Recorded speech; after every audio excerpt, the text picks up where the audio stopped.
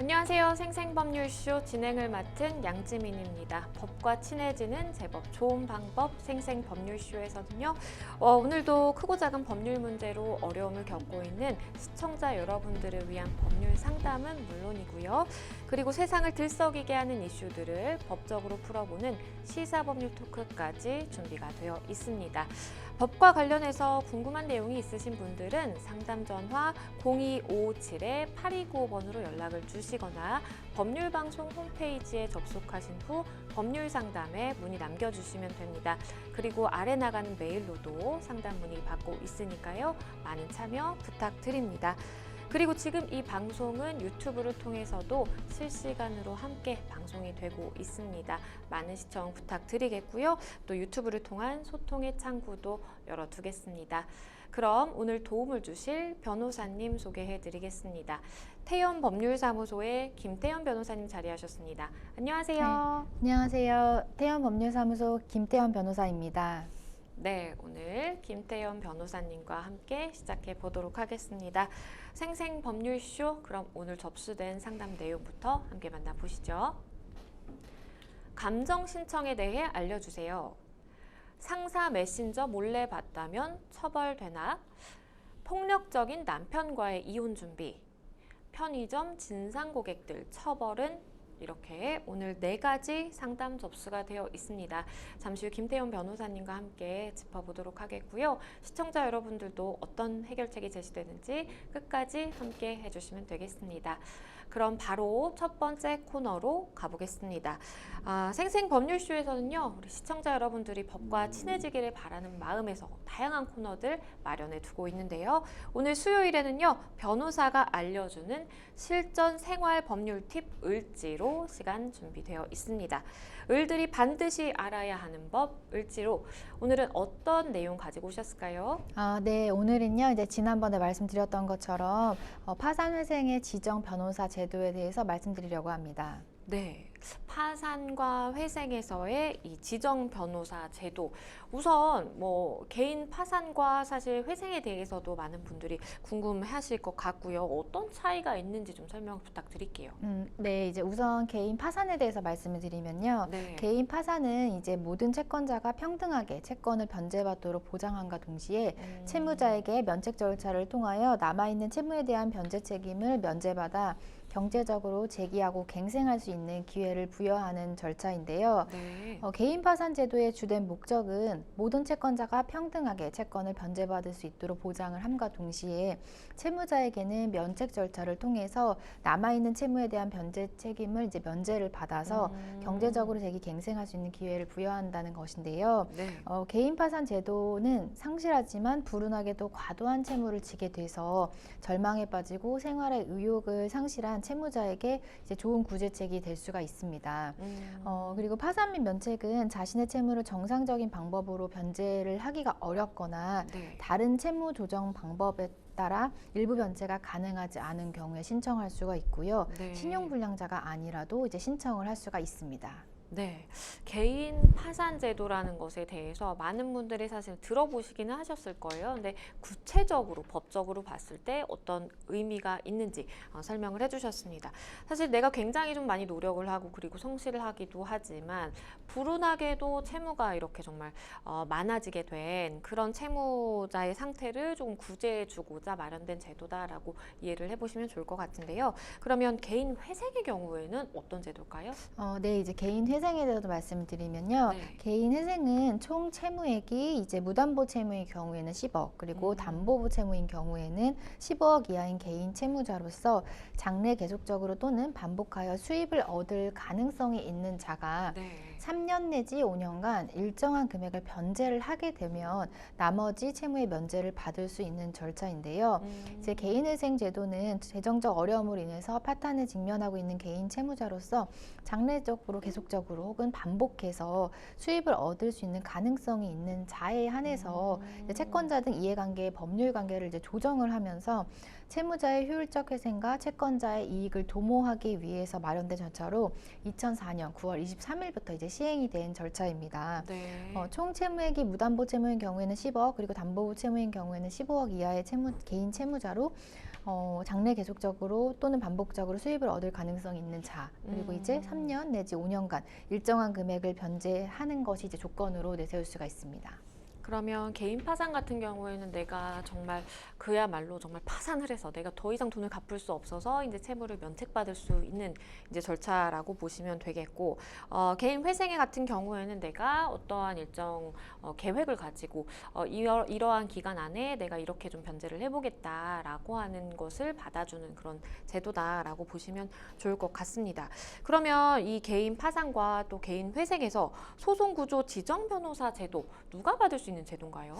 네, 이제 가끔 소송구조 변호사냐 이렇게 물어보는 경우가 있거든요. 네. 그래서 좀 많은 분들이 궁금해하시는 것 같은데요. 네. 우선은 이제 소송구조 대상자에 대해서 조금 설명을 드리면 네. 국민기초생활보장법에 따른 수급자 그리고 국민기초생활법에서 정한 가구결 기준 중위소득의 100분의 60 이하 소득자임을 소명하는 자, 그리고 한부모 가족지원법에 따른 지원 대상자로 60세 이상인 자, 그리고 장애인 복지법에 따른 장애인, 그리고 국가유공자 등 예우 및 지원에 관한 법률이랑 또 뭐 보험보상 대상자 지원에 관한 법률에 따른 상위 등급 한정자, 그리고 고엽제, 후유증 등의 환자 지원 및 단체 설립에 관한 법률에 따른 장애 등급 한정자, 5.18 민주유공자 예우에 관한 법률에 따른 장애 등급 판정자가 이제 소송구조의 대상자입니다. 어떤 분들이 소송 구조의 대상자가 되는지에 대해서 설명을 해주셨는데, 그렇다면 소송 비용은 어느 정도로 좀 생각을 하면 될까요? 네, 이제 모든 비용을 이제 구조받는 것은 아니고요. 변호사 비용이랑 송달료에 한해서 이제 구조를 받게 되는데요. 공고료나 인지 그리고 절차에 대한 진행 비용은 이제 본인이 부담을 해야 합니다. 변호사 비용과 송달료에 대해서 어쨌든 구조를 좀 받아볼 수 있다라는 말씀을 주셨어요. 그러면 사실 이제 절차적인 뭔가 비용을 제외하고는 어쨌든 도움을 받을 수 있다라는 것인데, 실제로 소송 구조를 이용하기 위한 그 절차에 대해서도 좀 소개를 해주시죠. 네, 이제 절차에 대해서 상세하게 좀 설명을 해드리면요. 네. 우선은 이제 이용자가 법원 소송구조 신청 창구에 가서 자신이 소송구조 대상자임을 소명할 수 있는 자료를 준비해서 서비스를 이제 신청을 해야 됩니다. 그리고 이제 담당 법원 직원은 증명서류를 확인을 하고 비치된 소송구조 안내 대장에 신청인의 이름을 기재를 하고 지정 변호사를 순번제로 배정을 하는데요. 네. 소송구조 안내문에 해당 지정 변호사를 체크해서 이용자에게 교부를 하면 이용자는 곧바로 배정받은 소송구조 지정 변호사의 사무실로 직접 찾아가서 소송구조 신청부터 하여서 이제 변호사의 도움을 받게 되는 건데요. 네. 이후에 지정 변호사는 즉시 소송구조 신청서를 접수를 해야 합니다. 그리고 재판부는 소송구조 사건에 대하여는 소송구조 요건에 해당하는 경우에 소송구조를 결정하는 것을 즉시 해야 되고요. 이후 소송구조 결정 후에 지정 변호사는 개인 파산회생 신청 준비를 하고 대리를 하는데요. 네. 일단 변호사 비용 외에 송달료에 대한 소송구조 신청은 소송구조 지정 변호사를 통하지 않고 직접 신청이 가능하고, 이때는 개인 파산 회생 사건 송달료 소송구조 신청 양식을 이용을 하시면 됩니다.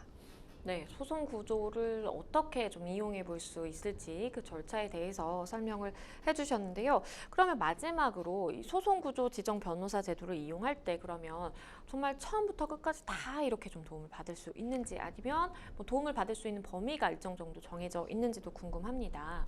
네, 이제 많은 부분에서 도움을 받을 수 있긴 한데요. 네. 이제 구체적으로 말씀을 드려보면요. 이용자는 소송구조 신청 작성부터 파산회생 신청, 면책, 변제 계획 인가시까지 계속해서 소송구조 지정 변호사의 도움을 받을 수가 있는데요. 우선은 소송구조 신청하기 전에 상담을 받을 수가 있고요. 네. 신청서 작성 제출하는 것도 도움을 받을 수가 있고, 개인 파산 회생 신청서 그리고 작성 제출하시는 것도 가능하시고요. 재판 기일 및 절차, 면책의 효과 등에 대한 안내나 법원의 보정 사항에 대한 보정을 모두 진행이 가능합니다. 다만 이제 개인 파산의 경우에는 면책 확정, 그리고 개인 회생의 경우에는 변제 계획 인가 결정 확정 후에는 일체 서비스를 제공하지는 않습니다. 말씀해주신 부분을 좀 잘 들어보면 사실은 이제 개인 파산이 무엇이고 개인 회생이 무엇인지도 그 차이점에 대해서 우리 시청자 여러분들이 좀 인지를 할 수 있는 그런 시간이었던 것 같고요. 더불어서 이 소송 구조 지정 변호사 제도를 이용한다면 내가 만약에 이용할 수 있는 그 조건에 해당한다면 사실은 좀 굉장한 비용을 좀 줄여볼 수도 있는 그런 기회가 될 수 있으니까요. 우리 시청자 여러분들 잘 좀 어떤 절차로 진행되는지 들으셨으면 좋겠다라는 생각이 듭니다. 네, 지금까지 개인 파산 및 회생 시 소송구조 지정 변호사 제도 어떻게 이용해 볼 수 있는지 알아봤습니다. 지금까지 을지로 함께 해봤습니다. 여러분은 지금 생생법률쇼와 함께하고 계십니다. 쉽사리 해결되지 않는 법률 문제를 끌어안고 있다면 지금 생생법률쇼와 함께하시죠. 법률 고민이 해결되는 가장 쉬운 방법을 소개해 드릴게요. 첫째, 02557-8295번으로 전화를 한다. 둘째, 법률방송 홈페이지에 접속해서 법률상담 게시판에 문의를 남긴다. 셋째, 지금 화면에 나오고 있는 이메일 주소로 사연과 연락처를 보낸다. 생생법률쇼가 자랑하는 각 분야의 전문 변호사가 여러분의 더부룩한 속을 뻥 뚫어드립니다. 속 시원한 스파클링 법률 상담 프로그램 생생법률쇼. 지금 바로 전화 주세요.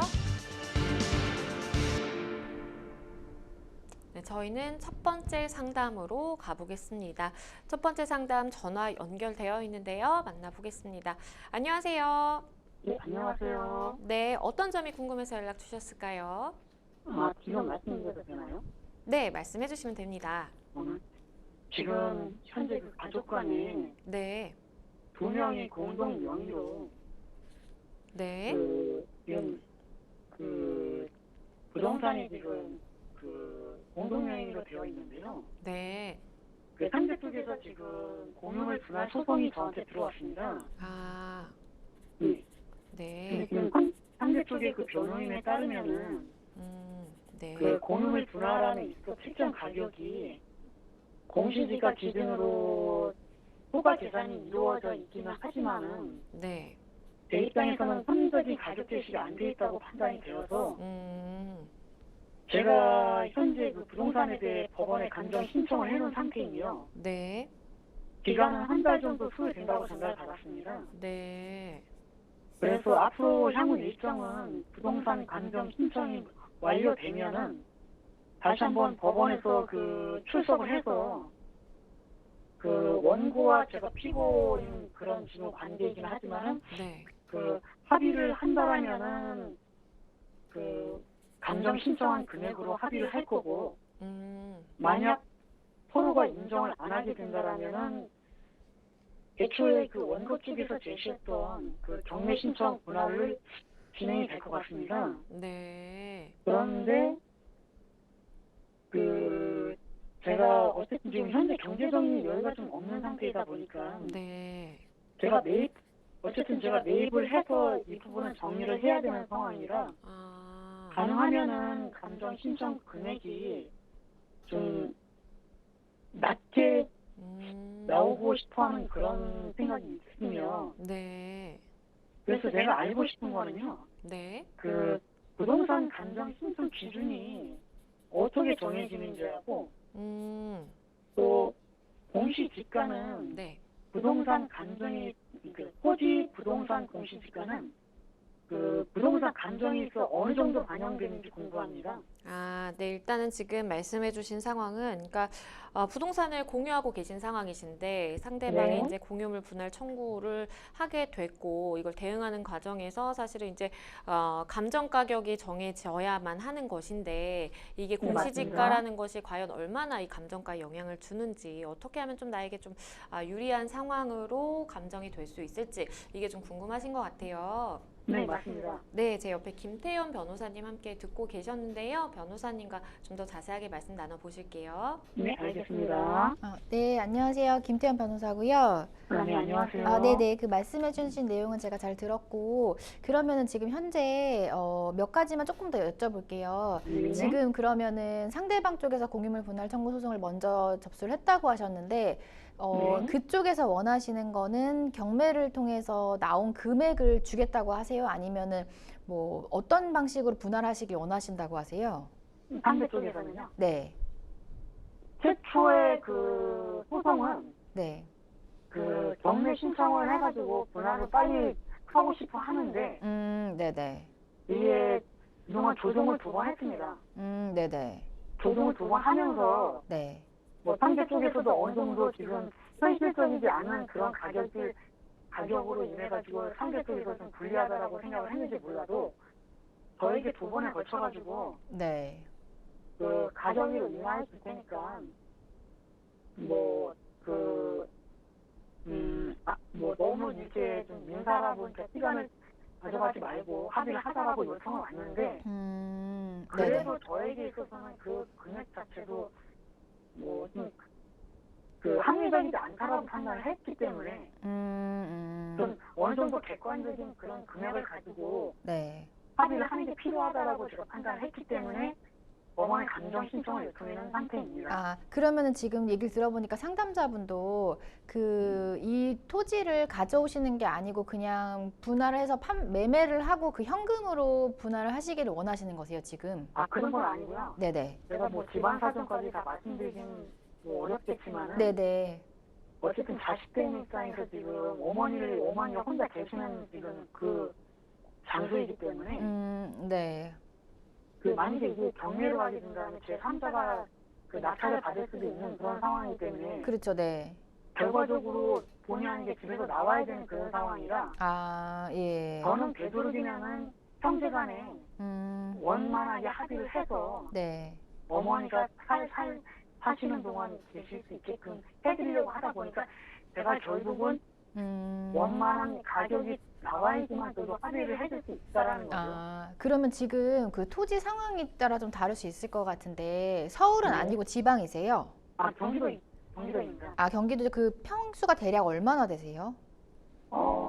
지금 1, 2층 슬랍으로 돼 있는데요. 네네. 그 평수는 지금 33평 정도 나오고 있더라고요. 아, 그 정도 되시는 거고. 네. 그러니까 이게 지금 상대방 쪽에서는 공시지가 기준으로 뭔가 주장을 하고 계신 것 같은데, 네.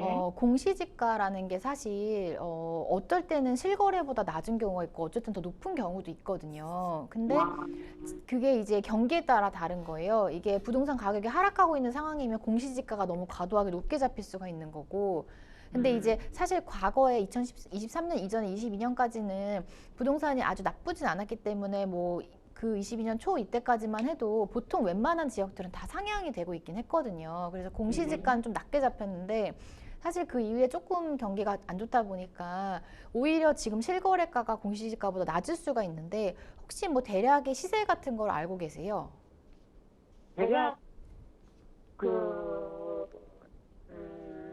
대략으로요. 네네. 한 2억 내가 판단하기는 부동산에 제가 개인적으로 확인해봤더니 네네. 한 2억 2천이면은 네.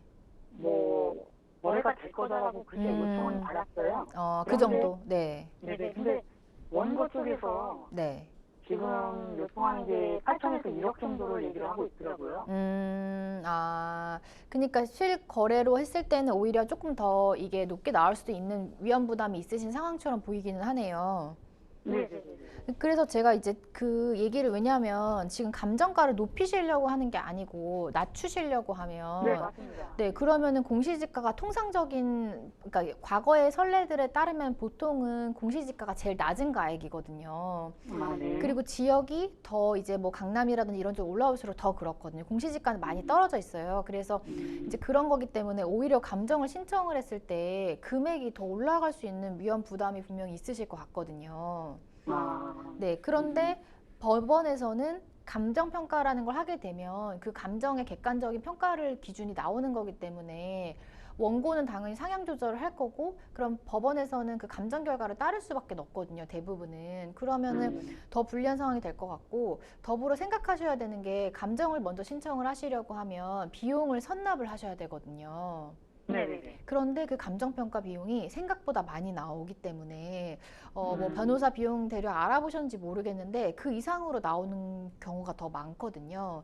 그래서 제가 이런 거 저런 거 생각하셨을 때 감정신청서대로 가는 것이 맞는지 아니면 원고랑 협의를 해서 그 금액 선에서 뭐 최저 금액으로 합의하시는 게 맞는지 좀 고려를 해보시는 게 좋을 것 같아요. 그러면요. 네, 네. 그 제가 두 번째로 그 질문드렸던 내용 중에 네네. 물론 제가 지금 공공이 될 수도 있는 내용이긴 하지만 네네. 공시지가가 이게 부동산 만약에 그 공정 가격에 그 어느 정도로 이게 반영이 되는지 혹시 뭐 대략적으로라도 알 수 있는 건가요? 그러니까 공시지가를 배제하고 하는 것은 아닌데 공시지가는 정말 표준의 금액이기 때문에 현황을 담고 있는 게 아닐 수 있거든요. 그러니까 현황과 비슷하긴 하겠지만 이게 지금 분할하시는 당시 기준은 아니기 때문에 사실 공시지가보다는 오히려 실거래가가 더 좀 영향을 미친다고 볼 수가 있거든요. 그래서 실제 그 부동산 거래 내역이 기준이 높다라는 말씀이신가요? 네, 맞아요. 그래서 보통은 감정평가사들이 어떻게 하시냐면 그 주변 토지들에 대한 동일한 게 세대가 뭐 거래가 있으면 좋은데 없는 경우라고 하면 주변 시세를 보는 거예요.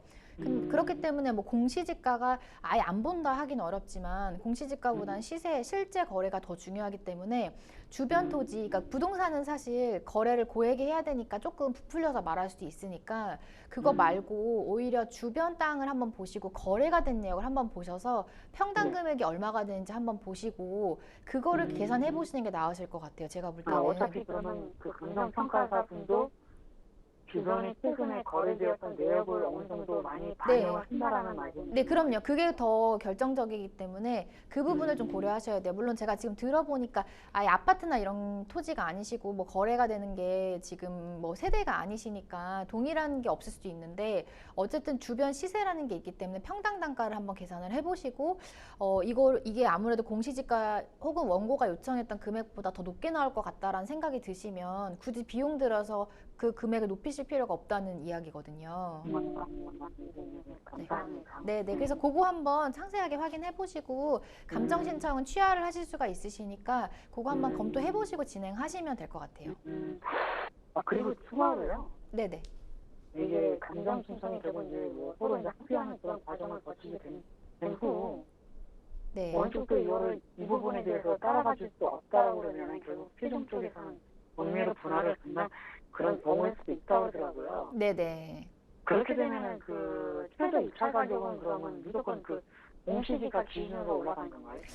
그러니까 최저 입찰가는 여기서 판단되는 금액에 따라서 되는 거고, 그래서 이제 만약에 만약에 감정을 안 하시거나 그렇게 되면 원고 쪽에서 뭐 감정을 할 수도 있어요. 원래는 이게 금액을 높이려는 쪽에서 감정을 하는 게 원래는 맞거든요. 근데 이제 지금 또 오히려 피고가 막 감정을 하셔야 되는 상황이라고 되신 것 같은데, 일단은 지금 원고가 감정을 안 하게 돼서 이 정도 금액으로 판결이 나게 되면 이거를 경매가로 입찰이 되는 거고, 이제 그런데 이게 바로 낙찰이 안 되면은 그 다음부터는 이제 감액해서 올리긴 하거든요. 그래서 살려는 사람이 없으면 사실 이거보다 더 저렴하게 구입을 직접 상담자분이 하실 수도 있긴 한 거예요. 네, 궁금증이 어느 정도 해결이 되셨을 것 같은데요. 혹시 또 소송 진행하시다가 또 궁금한 사항 있으시면 저희한테 또 연락 주시면 소개를 해드리도록 하겠습니다. 감사합니다. 네, 오늘 감사합니다. 네. 네, 일단은 지금 소송은 어쨌든 진행 중이신 상황이시고 그 과정에서 이제 감정 신청을 하기는 했는데 이게 혹시나 내가 원하는 방향으로 또 나오지 않을 수가 있다 보니까 과연 공시지가와의 또 관계가 어떻게 되는지 내가 지금 상황에서 어떻게 하는 것이 가장 좀 현명할 것인가라는 좀 고민을 많이 하셨던 것 같습니다. 변호사님께서 마지막으로 조언 주신다면 어떤 게 있을까요? 네, 이제 그 감정을 생각하시는 분들이 많이 계시기는 한데 네. 사실 감정이 생각보다 이제 그 비용도 많이 드는 부분도 그쵸. 있고 감정가가 기대하는 거 미치지 못하는 경우도 사실은 많긴 하거든요. 그래서 이제 감정을 진행하시는 거는 뭐 결정을 하셔야 되겠지만 감정 신청하시기 전에 재반 사항을 살피셔가지고 이제 오늘 상담자분처럼 혹시 감정 신청해서 오히려 나한테 피해가 올 수 있는 상황을 스스로 만드는 상황이 되지 않도록 네. 좀 미리 사전에 좀 면밀하게 검토를 하시고 신청을 하시는 게 좋을 것 같고요. 특히 이제 감정이 진행되거나 공유물 분할하는 소송이 그렇게 쉬운 소송은 또 아닌 부분도 그쵸. 있다 보니까 조금 전문가 도움을 받으시거나 자문을 받으셔서 진행하시는 것도 좋을 것 같다 생각이 좀 들었습니다. 네, 우리 상담자분 좀 고민이 많으신 것 같다라는 생각도 듭니다. 이제 가족 간에 좀 있는 그런 일이다 보니까 고민이 느껴졌는데요. 변호사님 말씀해 주신 사항 잘 참고하셔서 대응하시면 좋겠습니다. 저희는 또 다음 상담으로 넘어가 보겠습니다. 다음 법률방송 이메일을 통해 접수된 내용입니다. 함께 보시죠. 직장 상사 아이디로 업무 볼 것이 있어서 로그인을 하게 됐습니다. 아이디랑 비밀번호를 개인적으로 알려줬고요. 이 로그인을 하니 메신저가 저절로 켜졌고 그중 6명 정도 되는 메신저 단체방이 있었습니다. 6명 중 1명만 저와 근무 중이며 5명은 모두 본사에서 일하는 분들이었는데요.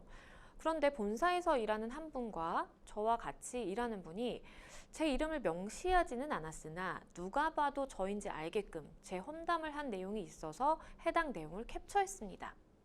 평소 상사였지만 나름 친하다고 생각했는데 속으로는 저한테 안 좋은 감정을 느끼고 있었다는 사실을 알게 되니 꽤 큰 충격으로 다가왔습니다. 저는 상사를 직장 내 괴롭힘으로 꼭 신고하고 싶습니다. 그런데 메신저를 허락 없이 본 것이 좀 걱정이 됩니다. 혹시 추후 형사처벌 가능성도 있을까요? 일단은 업무를 처리하다가 우연히 이제 상사의 메신저를 보게 됐는데 이제 나로 추정되는 그 사람의 이야기가 굉장히 좀 안 좋은 이야기들이 많다 보니까 아 이거 어떻게 대응해야 되지? 라는 고민을 하고 계신 것 같습니다. 일단은 이 공개적으로 뭔가 막 사람들 보는 앞에서 이제 소리치는 상황은 아니고 메신저로 이렇게 이제 다른 상대와 대화하는 걸 본 거예요. 그런 상황에서 메신저에서 내 험담을 했다라는 이유로 아 이거 나 직장 내 괴롭힘 당하고 있다라고 하는 신고를 하는 것이 가능한가요? 네, 이제 이 직장 내 괴롭힘이라는 것에 대해서 요새 정말 많은 분들이 물어보시는 것 같은데요. 네. 이게 이 상담 내용만으로 사실 판단하기는 조금 어려운 부분이 직장 내 괴롭힘이라는 건 그 지위를 이용을 해야 된다는 요건도 있기는 하고 사실 일회성이라고 하면 누군가에 대해서 뒷얘기를 하는 경우는 워낙에 많기 때문에 네. 이제 모든 것을 직장 내 괴롭힘이라고 보긴 좀 어렵긴 하거든요. 다만 이제 뭐 예외적으로 어떤 그 험담 내용을 봤을 때 이 상사분이 직장 내 우위의 관계를 이용해 가지고 뭔가 이 상담자분에 대한 괴롭힘의 일환으로 행동을 하고 있는 것이 단서가 된다고 하면 예외적으로는 좀 가능할 수도 있을 것 같습니다. 네, 일단은 구체적으로 어떤 뭐 내용이었는지 뭐 이런 그 내용들을 쭉 설명해 주신 게 아니다 보니까 조금 정확하지 않은 부분도 있기는 한데요. 그런데 우연히 이렇게 메신저 내용을 봤다라고 하더라도 나중에 이제 이 부분을 삼아서 이 형사처벌의 대상이 된다라든지 뭐 이런 가능성도 있을까요? 네, 이제 이런 일도 생각보다는 많이 발생을 하더라고요. 이게 그 직원분들이 한 공간에서 혼자 있는 게 아니다 보니까 그쵸. 이 공용하는 공간이다 보니까 지나가다가 보는 일도 있고 그렇죠. 네, 공용 PC에서 접속했다가 보는 경우들이 사실 좀 빈번하게 있는데요. 우선은 이 상담자분의 경우에는 처벌 가능성은 매우 낮아 보이기는 해요. 이제 그 이유는 이분이 접속 권한이 없었던 것이 아니고 상사의 그쵸. 동의를 받아서 접속을 했는데 우연히 팝업창에 뜨는 그런 메시지를 확인한 것이기 때문에 본인이 그 상사분의 정보통신망을 침해하려는 고의가 없어 보이긴 하거든요. 그래서 상담자분은 처벌 가능성이 낮긴 한데 이제 만약에 상담자분이 일부러 아이디랑 비밀번호를 뭐 로그인을 해서 들어갔다라거나 혹은 보여지지 않는데 일부러 메신저를 클릭해서 대화 내용을 전부 봤다거나 라고 하면 좀 얘기는 달라질 수 있을 것 같습니다. 네, 말씀을 해주신 것처럼 사실 이제 우리 상담자분이 이렇게 몰래 뭐 어떻게 뭐 비밀번호 알아내가지고 한 게 아니고 업무 처리를 위해서 아이디와 비밀번호를 개인적으로 전달을 받아서 너가 로그인을 해라라는 권한을 받은 것이고 그리고 로그인을 했더니 자동으로 이렇게 뜨게 돼서 사실 본 거다 보니까 이제 고의가 없다라고 볼 수 있다라는 이제 말씀을 해주셨고요. 그런데 이제 여기 한 발 더 나아가서 우리 상담자분이 이제 메신저 내용을 캡처하셨다라는 말씀을 해주셨어요. 왜냐하면 본인의 험담이 이제 담겨 있다 보니까 뭔가 이걸 증거로 남겨야 된다는 생각이 딱 드셨겠죠. 그러다 보니까 메신저를 캡처를 했는데 이 부분은 좀 어떻게 봐야 될까요? 네, 이제 이 내용 관련해가지고 앞에서 말씀드린 것처럼 이 정보통신망에 들어갈 수 있는 권한은 분명히 있으셨기 때문에 네. 접속해서 사용하신 것 따는 문제가 없는데 그리고 또 메신저가 이렇게 보여졌기 때문에 그게 보여지는 거를 뭐 눈을 감고 일부러 보지 않아야 되는 의무가 있는 건 아니기 때문에 거기까지는 네. 괜찮은데 이제 만약에 캡처를 해야 된다라고 생각했을 때는 사실 뭐 지금 상황에서는 뭐 처벌 가능성은 좀 낮아 보이긴 해요. 이제 그 이유는 증거 수집을 위한 목적이었다 해서 뭐 정당해가 될 여지도 있고 뭐 캡처를 하든 본인 핸드폰으로 사진을 찍든 어쨌든 그것까지 막을 수 있는 어떤 권리가 있어 보이지 않기 때문에 현재 상황에서 볼 때는 요거는 뭐 처벌 가능성은 좀 낮아 보이기는 해요. 근데 이제 만약 아까 말씀드린 것처럼 PC의 접근 권한 자체가 없는 상황이었다고 하면 이 모든 네. 것들이 조금 범죄가 해당할 수도 있는 거기 때문에 상담자분의 경우에는 처벌을 피할 가능성이 좀 높을 것 같습니다. 네. 그런데 일단은 지금 또 나의 이름이 이제 명확하게 거론되고 있는 그런 상황은 아니었단 말이에요. 근데 이제 우리 상담자분께서 말씀을 하시기로는 이건 누가 봐도 나로 좀 추정이 된다. 딱 내가 들었어도 내 얘기구나 알 수 있었다라는 말씀을 해주시기는 했습니다. 이렇게 단체 이제 대화 창이라든지 이런 데서 내 이름이 명확하게 거론된 건 아니지만 그런 경우에도 뭔가 그 대화의 내용이 명예훼손적인 발언이 뭐 들어가 있다라든지 이런 상황이라면 혹시나 좀 법적으로 문제가 될 수 있을까요?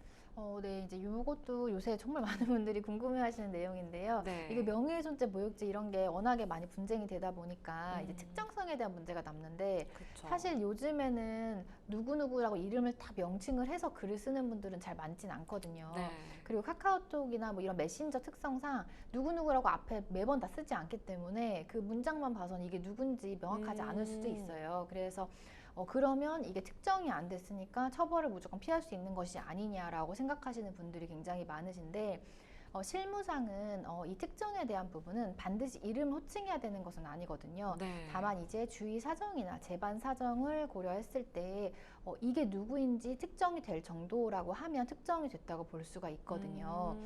그래서 이제 보통 사내 메신저라든지 이런 내용을 보면 그 회사 사람이 아닌 제3자들이 봤을 땐 누군지 모를 수도 있지만 네. 회사 내부의 사람들이 봤을 때는 그분을 특정하는 내용으로 보여서 누군지 다 알 수도 있기 때문에 네. 만약에 그런 부분을 입증할 수 있다고 하면 특정이 됐다고 볼 여지도 있을 것 같습니다.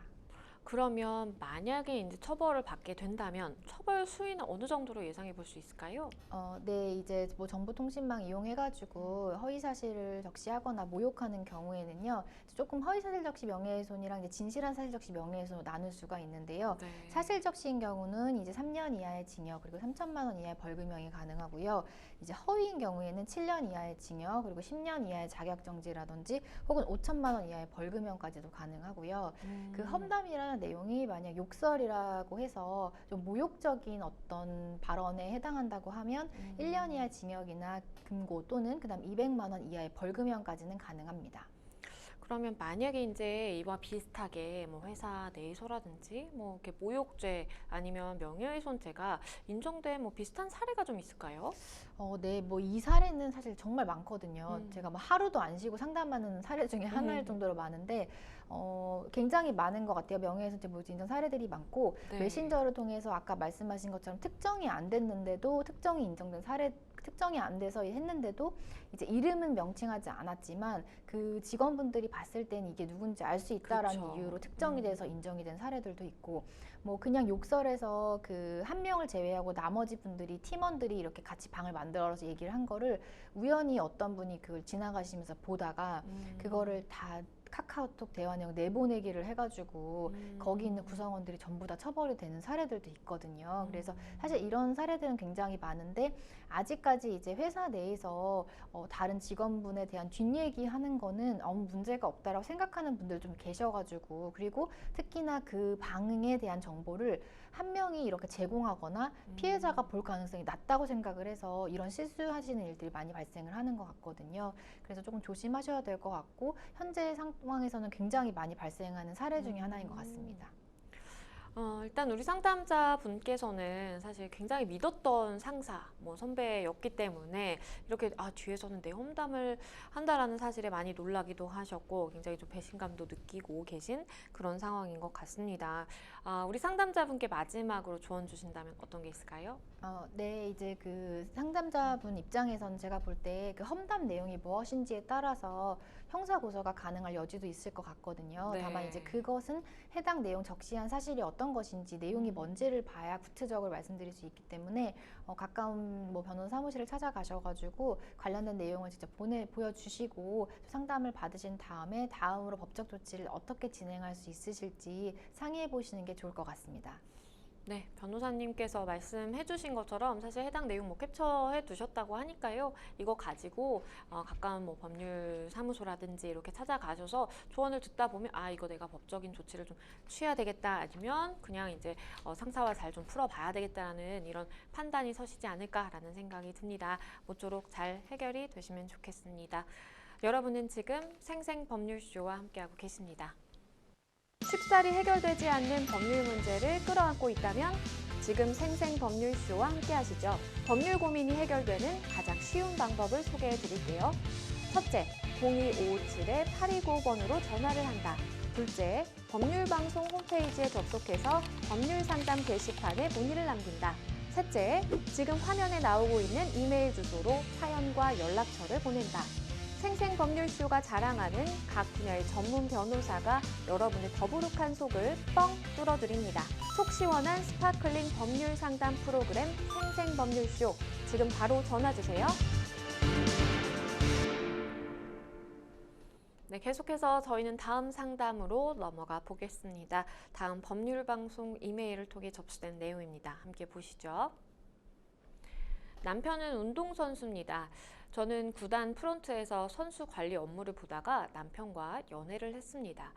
남편의 늠름하고 남성적인 면모가 마음에 들어서 결혼까지 했는데요. 남편의 그런 성격이 연애할 때는 장점이었는데 결혼을 하니 견딜 수 없는 단점이 됐습니다. 일단 남편은 말수가 극도로 적습니다. 말보다는 행동을 하는 스타일이 연애 시절에는 믿음직스러웠는데 지금은 소통이 안 돼 괴롭습니다. 경기 시즌 중에는 승패에 따라 예민하게 굴어서 말도 한마디 못 꺼내는데요. 시즌이 끝나도 다음 시즌 준비 때문에 심기를 거스르는 대화를 하는 것 자체가 어렵습니다. 더구나 남편은 자기 뜻대로 상황이 풀리지 않으면 물건을 부숴버리는데요. 아직 저에게 직접적인 폭력을 쓰지는 않았지만 물건을 부술 때마다 너무나 큰 공포를 느낍니다. 결국 저는 남편에게 이혼을 통보했고 양육권과 양육비는 현재 어느 정도 합의가 된 상태입니다. 하지만 위자료와 재산 분할은 전혀 합의가 되지 않고 있습니다. 남편은 운동으로 재산을 모았고 거기에 제가 기여한 것은 전혀 없다고 주장하고 있습니다. 저는 현재 한 공간에 지내는 게 너무 괴로워 한시라도 빨리 이혼 먼저 하고 싶은 심정입니다. 하지만 막상 이혼을 하고 나면 이 위자료와 재산 분할을 청구할 수 없을 것 같아 염려가 됩니다. 또한 현재 아이가 한 명 있는데 이혼 후 남편이 갑자기 양육비를 주지 않으면 어떻게 해야 할까요? 일단 아이가 하나 있는 그런 상황이고요. 이혼을 하고 싶은데 이제 세부적인 내용에 대해서 합의가 잘 되지 않다 보니까 이걸 좀 어떻게 해야 될까라는 고민이신 것 같아요. 운동선수를 한 남편이 이제 연애 시절은 굉장히 좋아 보였는데 결혼을 하고 나니까 이게 장점이 단점으로 변했다라고 이제 말씀을 해주셨고요. 이혼 통보도 했다라는 말씀을 해주셨습니다. 일단은 협의이혼을 먼저 이제 진행을 하고 싶으신 것 같아요. 협의이혼은 어떻게 진행을 하면 될까요? 네, 이제 뭐 이혼하시는 과정에서 재판상 이혼하시는 경우도 많지만 협의가 된다고 하면은 굉장히 빠르게 이혼을 진행하실 수가 있는데요. 네. 협의 이혼은 우선 이제 협의 이혼 의사 확인을 신청을 하셔야 되는데요. 부부가 등록 기준지 또는 주소를 관할하는 이제 가정법원에 방문하셔가지고 네. 협의 이혼 의사 확인 신청서를 우선 제출을 하셔야 합니다. 그리고 이제 부부 양쪽은 이혼에 관한 안내를 받은 날로부터 이혼 숙려 기간이 이제 경과가 되면요. 네. 가정법원에 함께 다시 출석을 해서 이제 진술을 하시고 이혼 의사의 유무나 그리고 부부 사이에 미성년 자녀가 있는지 뭐 있는 경우에는 뭐 그 자녀에 대한 양육과 친권자 결정에 대한 협의서 그리고 가정법원의 심판정본, 확정증명서 같은 것을 확인을 받게 되는데요. 네. 이후에 이제 가정법원에서 부부 양쪽의 이혼 의사를 확인을 하고 확인서를 작성을 하게 되고요. 미성년자인 자녀의 양육과 친권자 결정에 관한 협의를 확인하게 되면 그 양육비 부담조서도 함께 작성을 하는 그런 과정을 거치게 되어 있습니다. 변호사님께서도 언급을 해주셨지만 이제 숙려 기간을 가져야 된다라는 이제 언급을 해주셨어요. 그러면 보통 숙려 기간은 어느 정도가 될까요? 네, 이제 부부가 출석을 해서요. 가정법원에 이혼의 안내에 대해서 받은 날로부터 미성년 자녀가 있는 경우에는 3개월, 그렇지 않는 경우에는 1개월의 숙려 기간을 가지게 됩니다. 네, 그러면 우리 지금 상담자분의 상황은 하루 빨리라도, 한시라도 빨리 이제 이혼을 하고 좀 떨어져 살고 싶다라는 마음이 좀 강하신 것 같아요. 숙려 기간을 혹시 뭐 단축시킨다라든지 아니면 우린 이거 없이 그냥 진행해 주세요 라고 하는 것은 가능할까요? 네, 이제 그 말씀하신 것처럼 긴급한 상황이 있는 경우도 있거든요. 네. 그래서 이제 법원에서 예외를 두고 있긴 한데요. 폭력 등으로 이제 인해서 당사자 일방에게 참을 수 없는 고통이 있어서 이제 긴박한 어떤 사정이 있는 경우에는 이 숙려 기간을 면제하기도 하고 단축하기도 합니다. 네, 면제하거나 단축이 가능하지만 어쨌든 굉장히 예외적인 상황에서 가능하다라는 말씀을 해주셨습니다. 사실 위자료라든지 아니면 뭐 재산 분할 합의가 되어야 하는 지금 상황이신데 우리 상담자분 같은 경우에 만약에 그러한 부분에 대한 합의가 없다고 하더라도 협의 이혼하는 게 가능한가요? 네, 이제 이 부분을 많은 분들이 궁금해 하시는데 네. 그 협의 이혼 의사 확인 신청서 작성을 하실 때 네. 보통은 이제 모든 거를 기재하셔야 된다고 생각하시는 분들이 있는데 그 위자료나 재산 분할에 대한 부분은 이혼이 성립한 이후에도 하실 수가 있긴 하거든요. 그리고 그 기재사항을 무조건 기재를 해야지 이혼이 성립하진 않기 때문에 위자료나 재산 분할 부분에 대해서는 기재하지 않고 협의가 되지 않더라도 가능하십니다. 그러면 지금 이제 자녀가 한 명 있는 그런 상황이다 보니까 자녀를 누가 양육을 해야 될지, 친권 정리는 뭐 어떻게 해야 될지 이런 부분이 지금 정해지지 않은 상황이라면 그래도 이제 협의 이혼 가능할까요? 네, 이제 다만 그 앞서서 말씀드린 것처럼 그 협의 이혼을 하신다고 하더라도 네. 미성년자에 대한 보호를 위해서 이제 법원에서는 미성년 자녀가 있는 경우에는 그 자녀에 대한 양육과 친권 결정에 관한 협의서를 반드시 제출해야 되고 네. 그에 대한 협의가 이루어지지 않으면 안 되기 때문에 그 내용은 반드시 기재가 되어야 될 것 같습니다. 네, 그러니까 이제 그 위자료라든지 아니면 재산 분할 관련해서는 사실은 이제 나중에 좀 합의를 할 수 있는 부분이기는 한데 이제 아이 관련돼서는 반드시 좀 두 분이 마음을 정하셔야 된다라고 보시면 좋을 것 같습니다. 만약에 이제 위자료 부분 합의가 안 되면 추후에도 사실은 뭐 정리를 해볼 수 있을 것 같은데 어떻게 좀 하면 되는 건가요? 네, 이제 만약에 그 위자료 같은 경우를 뭐 안 주신다 하면은 네. 이거는 사실 위자료 손해배상 청구의 거의 뭐 일환으로 보시면 되거든요. 네. 그래서 그 피해 사실이나 위자료 발생한 원인에 대해서 입증을 해서 그 손해배상에 대해서 따로 청구를 하시면은 됩니다. 네, 우리 상담자분도 어쨌든 뭐 구체적인 상황을 다 이제 말씀을 해주신 건 아니지만 그래도 남편분께서 뭔가 폭력적인 성향이 나왔다 뭐 이런 말씀해 주셨으니까요. 그런 부분에 대해서 상대방에게 뭔가 책임이 있다라고 한다면 그건 나중에 추후에 이제 위자료 청구를 해볼 수 있겠다라고 보시면 좋을 것 같습니다. 일단은 지금 상황에서 걱정하시는 게 양육비라든지 이런 걸 명확히 이제 해두지 않으면 나중에 혹시 내가 홀로 아이를 키우면서 양육비를 받지 못하는 거 아닌가? 재산 분할 받지 못하는 거 아닌가라는 걱정을 좀 하고 계신 것 같아요. 만약에 남편이 합의를 했음에도 불구하고 이런 양육비라든지 그런 부분을 지급을 하지 않는다라고 한다면 어떤 조치들을 취해 볼 수 있을까요? 네, 이제 그 부분도 많은 분들이 고민을 하시는 네, 부분인데요. 그렇죠. 사실 이제 다행히도 이제 양육비에 대해서 미납하시는 경우에 이것을 강제할 수 있는 제도들이 좀 많이 마련되어 있긴 하거든요. 네. 이제 예를 들면 뭐 상대방에 대한 어떤 직접 지급 명령 제도를 활용하실 수가 있는데요. 뭐 양육비를 직접 지급 명령을 신청하거나 뭐 양육비 담보 제공 명령도 신청하실 수가 있고요. 양육비 이행 명령도 신청하실 수가 있고 뭐 네. 압류 그리고 추심 전부 명령이나 감치 명령 등까지도 신청하실 수가 있기 때문에 네. 양육비 지급을 강제할 수 있는 법적인 수단들을 좀 활용하실 수 있으실 것 같습니다. 네, 일단 우리 상담자분의 좀 걱정이 크셨는데 그래도 변호사님 하시는 말씀을 좀 들어보면 여러 가지 보호받을 수 있는 어쨌든 법적 조치를 취할 수 있는 상황이고 그러다 보니까 좀 걱정을 덜으실 수 있지 않았을까라는 생각을 해봅니다. 모쪼록 잘 해결이 되시면 좋겠습니다. 저희는 또 다음 상담으로 넘어가 보겠습니다. 다음 법률방송 이메일을 통해 접수된 내용입니다. 함께 보시죠. 편의점에서 일하는 아르바이트생인데요. 새벽 근무라 특히 별별 이상한 손님을 마주하게 되는 게 일상입니다. 편의점 내부 테이블에서 직원에게 술과 안주 등을 주문하는 고객, 소주병, 공병을 환불해달라는 고객, 그리고 반말을 하는 고객 등 사례도 정말 다양한데요. 심지어는 과격한 손님의 과격한 행동으로 인해서 이 경찰을 부르는 경우도 많은데 이런 진상 고객 손님들을 처벌할 수 있는지가 궁금합니다. 밤 시간대에 이렇게 좀 일을 하다 보시면 아무래도 뭐 술 취해서 오시는 분도 계시고 굉장히 좀 더 힘드시겠다라는 생각도 듭니다. 여러 가지 질문들을 주셨는데 하나하나 좀 짚어볼게요. 고객이 편의점 이 내부의 식사 테이블에 이렇게 앉는 경우가 있죠. 앉아서 직원에게 술 가져와라 아니면 과자를 좀 달라라고 이렇게 갖다 달라고 하는데 직원이 이걸 가져다 줄 의무가 있나요? 네, 이제 편의점에서 아르바이트 하시는 분들은 특히 야간의 경우에는 이런 문제들이 많이 발생을 할 것 같은데요. 일단 사실 의무라는 것은 뭐 크게 두 가지에서 발생한다고 보시면 될 것 같은데 법률에서 규정해서 법률적으로 발생을 하거나 아니면 계약상의 의무가 발생을 한다고 볼 수 있을 것 같거든요. 다만 이제 이 편의점에서 물건을 판매하는 업무를 대신해서 아르바이트생으로 하신다고 하더라도 네. 물건을 판매하고 물건 제공하고 그 대가를 수령하는 게 업무이지 그 밖에 기타 행위를 하실 의무는 없기 때문에 네. 당연히 이런 의무는 없다고 생각을 하시면 될 것 같습니다. 따로 뭔가 내가 이걸 하겠다라고 뭐 계약을 한 것도 아니고 법에 규정된 것도 아니기 때문에 사실 나에게 그런 의무는 없다라고 보셔야 된다 말씀을 해주셨고요. 그런데 이제 간혹 이런 경우도 있죠. 뭐 이렇게 치매에 걸리신 분들이라든지 아니면 뭐 어린 아이라든지 이렇게 당연히 편의점 내부에서 이렇게 뭐 맘대로 물건을 가져다가 뭐 이렇게 먹거나 뭐 이러면 안 된다라는 것을 뭐 모를 수도 있는 그런 상황인 경우에 마음대로 이렇게 뭐 빵이나 과자 뜯어갖고 먹거나 그게 만약에 적발이 된다면 그 부분에 대해서 법적 조치 취할 수 있을까요?